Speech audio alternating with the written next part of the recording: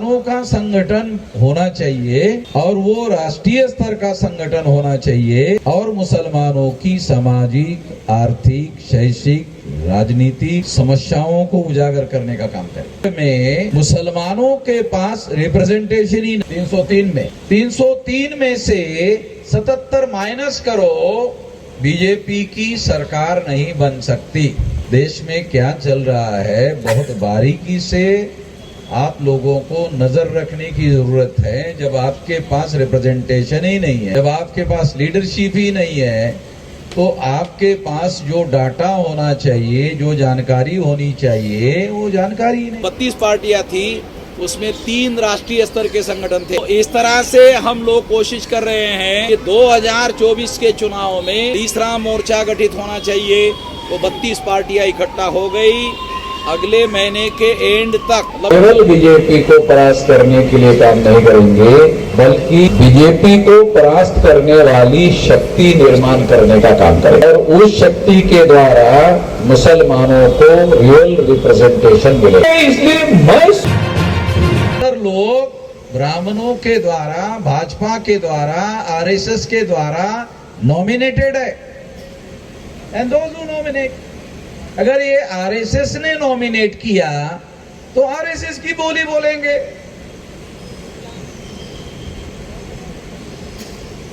तो ये nominated representation कैसे आया शेड्यूल कास्ट, शेड्यूल ट्राइब में? मुसलमानों के रिप्रेजेंटेशन ही नहीं है, मुसलमानों की लीडरशिप ही नहीं है, तो मुसलमानों को पता कहां से होगा? और मुसलमानों को अगर पता नहीं होगा तो उन लोगों को भारत में संगठन कैसे बनाना है, संगठन कैसे चलाना है, उसका संचालन कैसे करना है, किस मकसद के लिए करना है, कैसे डिसाइड होगा? कैसे डिसाइड होगा? जानकारी ही नहीं है। तो आपके जानकारी के लिए बता दो, क्योंकि ये मालूम होना चाहिए मुसलमानों को, तो ही लीडरशिप कर सकते हैं, तो ही रिप्रेजेंटेशन कर सकते हैं। राउंड टेबल कॉन्फ्रेंस में जहां ये रिप्रेजेंटेशन का मामला अंग्रेजों ने डिसाइड किया था, तो बाबा Saheb Ambedkar round table conference में गए थे और वहां उन्होंने रियल रिप्रेजेंटेशन का अधिकार हासिल किया था। राउंड टेबल कॉन्फ्रेंस में जब ये रियल रिप्रेजेंटेशन का अधिकार हासिल किया, तो आप लोगों को ये मालूमात नहीं है कि जब ये रियल रिप्रेजेंटेशन का अधिकार हासिल किया तो इसके विरोध में गांधी जी ने आमरण अनशन किया था। नवंबर 1932 को जबरदस्ती से पूना पैक्ट शेड्यूल कास्ट और शेड्यूल ट्राइब पर थोप दिया कि शेड्यूल कास्ट के रिप्रेजेंटेटिव शेड्यूल कास्ट के लोगों को चुनने का अधिकार नहीं होगा, शेड्यूल ट्राइब के लोगों को शेड्यूल ट्राइब के प्रतिनिधि चुनने का अधिकार नहीं होगा, सवर्ण हिंदुओं को शेड्यूल कास्ट के और शेड्यूल ट्राइब के प्रतिनिधि चुनने का अधिकार होगा। है मुस्लिम लोगों को पता?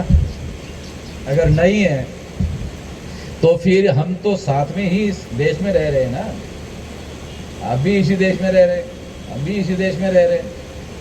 आपकी दुख तकलीफ हमें मालूम होनी चाहिए, हमारी दुख तकलीफ आपको मालूम होना चाहिए। आपको मालूम ही नहीं है और कांग्रेस ने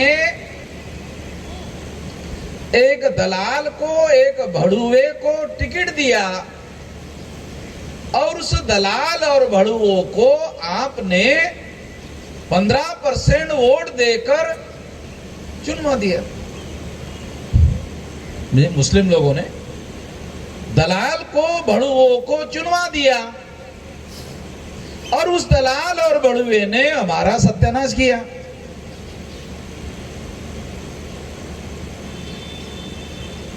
तो आपके साथ हमारे लोगों का भाईचारा कैसे होगा? है ना, समझ आएगा?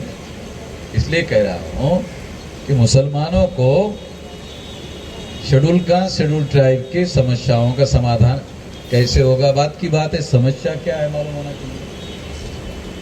फिर शेड्यूल कास्ट और शेड्यूल ट्राइब के लोगों को, मुस्लिम लोगों की समस्याएं क्या है मालूम होना चाहिए। तब जाकर के हम लोग अपनी समस्याओं का समाधान करने के लिए संगठित शक्ति का उपयोग और प्रयोग कर सकते हैं।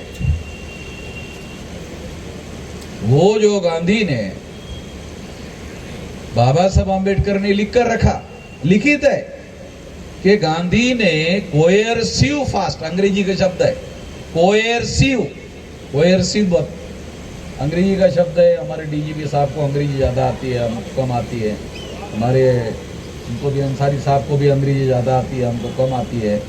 कोयरसिव, बाबा साहब ने यूज किया था कोयरसिव फास्ट, यानी जबरदस्ती से भयंकर दबाव डालने वाला, जबरदस्ती से हमारे ऊपर थोपा गया है। ये गांधी ने थोपा।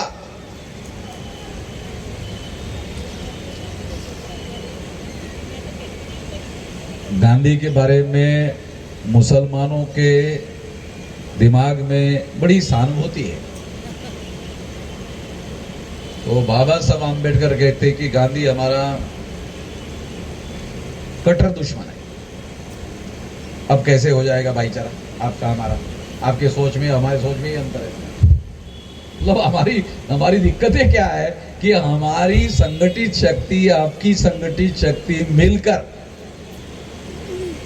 आजाद भारत में हमें समस्या का समाधान करना है ना। मैं आपको बहुत बड़ी बात नहीं, मैं कुछ छोटी छोटी बातें आपको बता रहा हूं जो आपको जानकारी ही नहीं है, जिसकी जानकारी होना जरूरी है।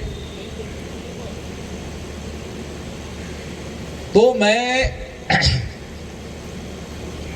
ये कहना चाहता हूं कि गांधी जी के द्वारा जो जबरदस्ती करके हमारे लोगों पर, शेड्यूल कास्ट शेड्यूल ट्राइब के लोगों के ऊपर जो रिप्रेजेंटेशन थोपा गया, वो थोपा हुआ अधिकार के तहत केवल कांग्रेस को ही मजबूत करने का काम नहीं किया। गांधी जी के जबरदस्ती ने भाजपा के 77 मेंबर पार्लियामेंट जितवाने का काम किया। तो गांधी जी भाजपा के भी है, कांग्रेस के भी है।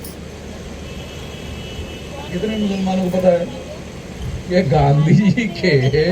गांधी जी जो है वो कांग्रेस के भी है, भाजपा के भी है। गांधी जी कांग्रेस को भी मजबूत कर रहे हैं, मर गए मगर अभी भी मजबूत कर रहे हैं। गांधी जी मर गए मगर अभी भी, मरने के बाद भी भाजपा को मदद करने का काम कर रहे। आप लोगों को लगा अरे क्या बोल रहे हो भाई, हमको तो समझ में नहीं आ रहा है। मैं डॉक्यूमेंट्री बता रहा हूं। आज भी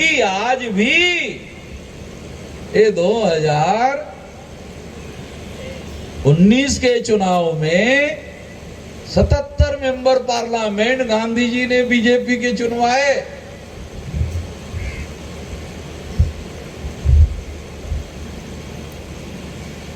तो गांधी जी के प्रति आपकी सहानुभूति थोड़ा फिर हमारे लिए समस्या खड़ी हो जाती। तो ऐसी बहुत सारी बातें हैं, छोटी छोटी बातें हैं, मगर हम लोगों को इकट्ठा आने के लिए बहुत बड़ा अवरोध पैदा करने वाली बातें हैं। तो आपके विचार में, हमारे विचार में एकता स्थापित करने वाली बातें को अवरोध करने वाली बातें बहुत ज्यादा है।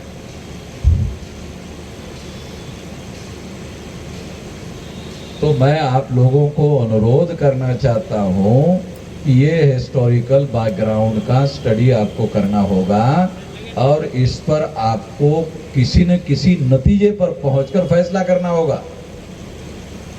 यदि आप गांधी जी के फेवर में ये काम करते हो तो इनडायरेक्टली आप कांग्रेस को मजबूत करने का काम करते रहोगे और बीजेपी को मजबूत करने का काम करते रहोगे, आरएसएस को मजबूत करने का काम करते रहोगे। आपको पता भी नहीं चलेगा